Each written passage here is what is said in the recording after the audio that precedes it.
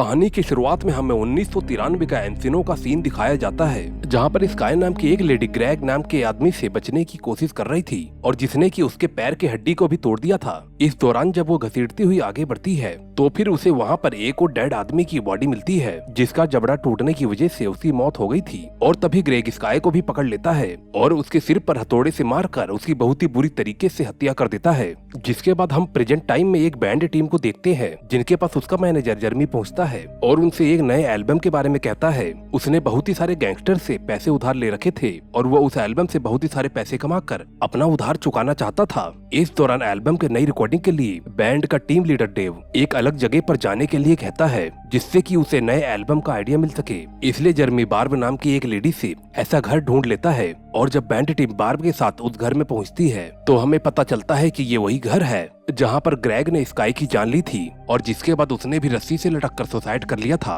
और साथ में ये भी पता चलता है कि स्काई और ग्रेग एक ही टीम के मेंबर थे और वो भी इस घर में डेव और उसके साथियों की तरह एल्बम रिकॉर्ड करने के लिए आए थे। लेकिन एल्बम रिकॉर्ड करने से पहले ही पूरी टीम वहीं पर ही मारी गई। इसी दौरान डेव को उस घर में गूंजने वाली आवाज बहुत ही ज्यादा पसंद आती है और इसलिए वो अपनी टीम के साथ वहीं पर ही एल्बम रिकॉर्ड करने का फैसला करता है। अब रिकॉर्डिंग के लिए सारे इंस्ट्रूमेंट घर में आने के बाद अगले दिन डेव को घर के बाहर डेव की झलक दिखाई देती है जो कि एक पौधे के पत्तियों को काट रहा होता है। लेकिन जैसे ही डेव उसके पास पहुंचता है वो वहां से गायब हो जाता है जो कि डेव को बहुत ही ज्यादा अजीब लगता है। और अब जिसके बाद हम क्रूब नाम के एक आदमी को देखते हैं जो कि म्यूजिकल इंस्ट्रूमेंट की वायरिंग करने की कोशिश कर रहा होता है, लेकिन उसे इलेक्ट्रिक शॉक लगने की वजह से वो बुरी तरीके से मारा जाता है। लेकिन इस चीज का डेव का उस घर में एल्बम रिकॉर्ड करने का फैसला और भी ज्यादा मजबूत हो जाता है और अब इसलिए वो अपने टीम के बाकी मेंबर्स को भी मोटिवेट करता है कि हम क्रूब के लिए इस एल्बम को जरूर कंप्लीट करेंगे। और जब डेव मीट बना रहा होता है और तभी उसे मीट की जगह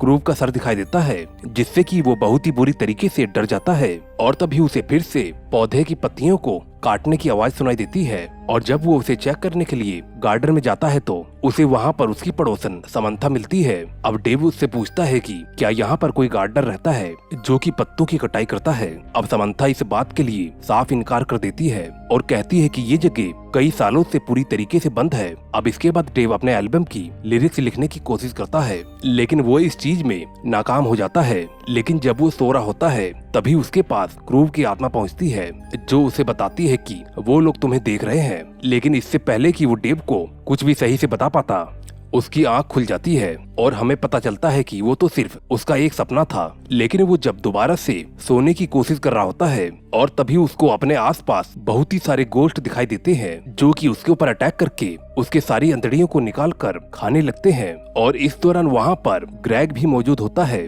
और तभी डेव की फिर से आंख खुल जाती है और हमें पता चलता है कि डेव फिर से सपना देख रहा होता है और अब क्योंकि उसे भूख लगी होती है और इसलिए वो अब किचन में पहुंच जाता है और वहाँ पर उसे फिर से किसी घोस्ट के होने का एहसास होता है और वो उसे चेक करने के लिए घर के बेसमेंट में पहुंचता है। तो फिर उसे वहाँ पर एक रिकॉर्डर मिलता है और जिसे प्ले करने पर डेव को वो म्यूजिक बहुत ही ज्यादा पसंद आता है और फिर अचानक से वो रिकॉर्डर बंद हो जाता है और उसके अंदर अजीब तरीके से आवाज आने लगती है जो कि उसे उस रिकॉर्ड को पूरा करने के लिए कह रही होती है। और फिर हम देखते हैं कि ग्रेग का घोस्ट डेव को पोजेस कर लेता है जिसके बाद डेव अपने बाकी बैंड मेंबर के पास पहुंचकर उन्हें भी वो म्यूजिक प्ले करके सुनाता है। ये म्यूजिक मैंने खुद से बनाया है। इस दौरान म्यूजिक सुनकर सभी लोग काफी ज्यादा खुश होते हैं और तभी वहाँ पर समंथा उन लोगों के लिए खाना लेकर पहुँच जाती है और अब उसे देखकर डेव बहुत ही ज्यादा गुस्सा होता है। और अब इसके बावजूद वहाँ से जाते समय समंथा रेमी को बताती है कि इस घर में शैतानी आत्मा रहती है, लेकिन रेमी को ये बात बिल्कुल भी समझ में नहीं आती है।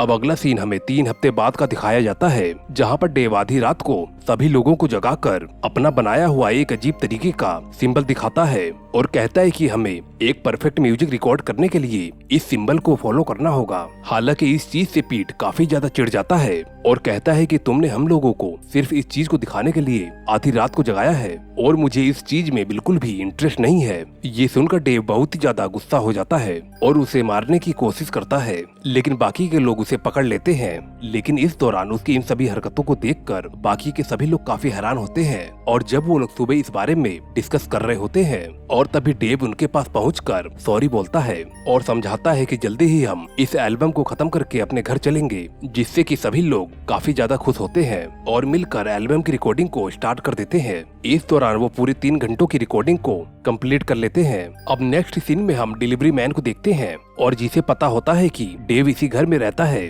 और क्योंकि वो डेव का बहुत ही बड़ा फैन था और इसके साथ ही वो खुद भी एक बैंड का मेंबर था, और इसलिए वो खाने के साथ अपना एल्बम भी डेव को दिखाने के लिए ले आया था। लेकिन डेव के पास पहुंचने से पहले ही गार्डन में उसे चारों तरफ बहुत ही सारे गोश्त घेर लेते हैं, जिसके बाद एक अनजान आदमी ग्रास कटर को लेकर उसके ऊपर अटैक कर देता है और उसके गर्दन को धड़ से अलग कर देता है। फिर अगले दिन उन सभी से मिलने के लिए बार्ब आती है और डेव से उसके एल्बम के बारे में पूछती है, और वो बताता है कि आज ही उसका एल्बम खत्म हो जाएगा, और जिसके बाद सभी लोग एल्बम की एंडिंग को रिकॉर्ड करने लगते हैं। लेकिन डेव एंडिंग को खत्म करने का नाम ही नहीं ले रहा था और उसे और भी लंबा करता जा रहा था, और जिस चीज से क्रिस बहुत ही ज्यादा गुस्सा हो जाता है और गिटार को फेंक कर वहाँ से चला जाता है। और फिर जब वो स्टोव पर मीट बना रहा होता है और फिर तभी कोई पीछे से उसके ऊपर अटैक करके उसके सर को स्टोव के अंदर डाल देता है, और फिर लगातार उसके ऊपर चाकू से अटैक करके उसे वहीं पर ही मार देता है। फिर हम देखते हैं कि उसे मारने वाला कोई और नहीं बल्कि डेव ही था,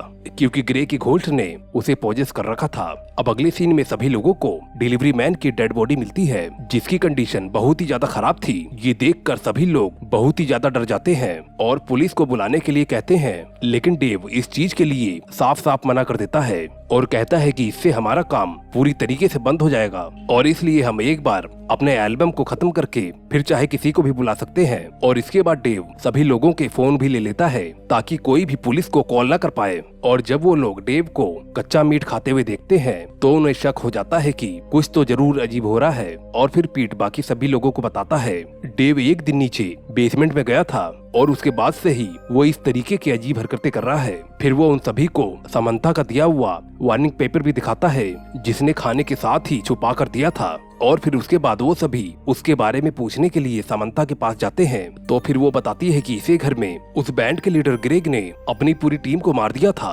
क्योंकि वो बहुत ही खतरनाक बुक के घोस्ट से पोज हो गया था, जिस बुक को इंसानों की मीट से बनाया गया था। इस दौरान पता चलता है कि ग्रेग को काली शक्तियों पर विश्वास था और इसलिए उसने फेमस होने के लिए बुक की मदद से रिचुअल किया और कई सारी बुरी आत्मा को बुला लिया, और उसके पोजेस करने की वजह से वो पूरी तरीके से बदल गया और बाद में पूरी टीम को मार दिया। और लेकिन वो कहीं न कहीं समझ गया था कि अगर वो बुक में लिखे हुए एल्बम को पूरा कर दिया तो फिर पूरी दुनिया पर काली शक्तियों का राज होगा, क्योंकि वो घोस्ट के लिए एक पोर्टल खोल देगा, और इसलिए उसने सुसाइड कर लिया। लेकिन अब उनके हाथ डेव लग गया था और जिसके हेल्प से वो बचे हुए एल्बम को पूरा करना चाहते थे, जिससे कि शैतानी शक्तियाँ पूरी दुनिया पर राज कर सके। ये जानने के बाद सभी लोग बहुत ही ज्यादा हैरान होते हैं और समंथा से पूछते हैं कि हम उसे कैसे रोक सकते हैं। तो फिर वो बताती है कि ग्रेग की आत्मा उस बुक की वजह से बुरी बन चुकी है, क्योंकि उस बुक ने नर्क में कैद घोस्ट को आजाद कर दिया है, और जब तक उस बुक में रैकून का खून गिरता रहेगा उन सभी घोस्ट को पावर मिलती रहेगी, और इसलिए हम सभी को उस बुक को ढूंढ कर रिचुअल करना होगा, जिससे कि सभी घोस्ट वापस से नर्क में चले जाएंगे। इसलिए पीट और नेट उस बुक को ढूंढने के लिए बेसमेंट की तरफ निकल पड़ते हैं, और दूसरी ओर रेमी और समंता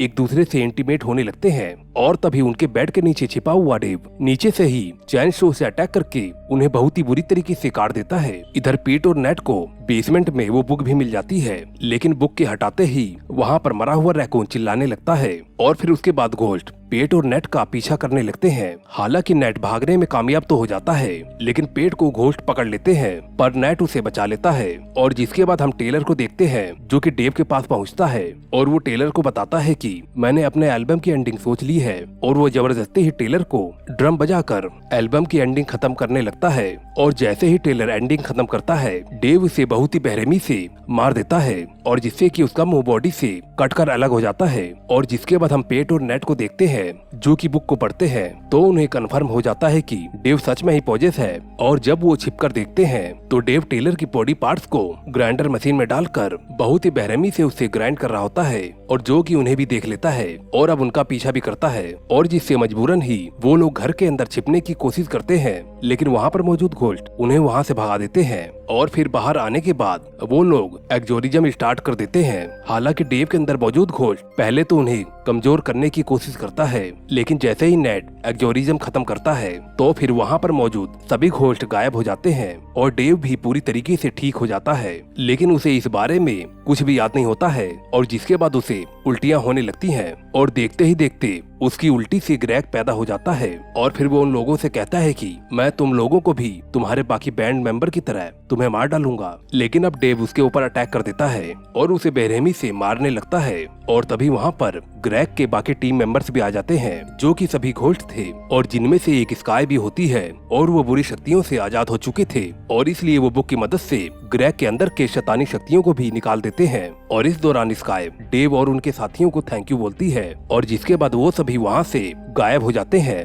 और इस दौरान डेव और उसके साथी भी बुक को वहीं पर छोड़कर चले जाते हैं और फिर डेव के साथी उसे वहीं पर छोड़कर गाड़ी लेने चले जाते हैं। और तभी डेव के पास उसका मैनेजर जर्मी पहुंचता है और जिसकी बातों से हमें पता चलता है कि उसने जानबूझकर डेव और उसके साथियों को वहां पर फंसाया था क्योंकि वो भी डेविल की पूजा करता है और वो चाहता था कि किसी तरीके से वो एल्बम खत्म हो जाए और इसी वजह से उसने जानबूझकर डेव और उसकी टीम को यहाँ पर भेजा था। और ये सब कुछ जानकर डेव बहुत ही ज्यादा गुस्सा होता है जिससे कि वो दोनों आपस में लड़ने लगते हैं। अब दूसरी तरफ हम पीट और नेट को देखते हैं जो कि अपनी तरफ बॉर्ब को आता हुआ देखकर बहुत ही बुरी तरीके से घबरा जाते हैं और जल्दी से गाड़ी को स्टार्ट करने की कोशिश करते हैं। और क्योंकि वो बिना चाबी के ही गाड़ी को स्टार्ट कर रहे थे और इस वजह से गाड़ी का क्लच बाहर निकल के नेट की आंखों में घुस जाता है और गाड़ी चलने की वजह से गाड़ी के नीचे मौजूद पेट भी बहुत ही बुरी तरीके से मारा जाता है। और इस दौरान गाड़ी से टकराकर बॉर्बी भी बहुत ही बुरी तरीके से घायल हो जाती है। और जब नेट उसे देखने के लिए उसके पास पहुंचता है तो बार्ब उसके ऊपर चाकू से अटैक करके उसे भी वहीं पर मार देती है। और फिर हम डेव को देखते हैं जो कि जर्मी का गला दबाकर उसे मारने की कोशिश कर रहा होता है। और तभी जर्मी उसे कहता है कि मुझे पता है कि तुमने एल्बम खत्म कर दिया है और इसलिए अब तुम पुराने डेविड नहीं रहे, इसलिए अब समय आ गया है कि तुम अपना सोलो कैरियर शुरू करो। अब इसके बाद हमें 1 साल बाद का सीन दिखाया जाता है जहाँ पर डेविड एक सोलो कॉन्सर्ट में परफॉर्म करने के लिए जा रहा होता है और इस दौरान उसके चेहरे को देखकर समझ में आता है कि और वो फिर से घोस्ट से पोजेस्ट हो चुका है। और अब यहीं पर ये मूवी भी एंड हो जाती है। अगर दोस्तों थोड़ी भी कहानी पसंद आई हो तो इस वीडियो को जरूर लाइक कर देना क्योंकि वीडियो को बनाने में काफी मेहनत लगती है। अब मैं मिलता हूँ आपको नेक्स्ट वीडियो में। Okay bye.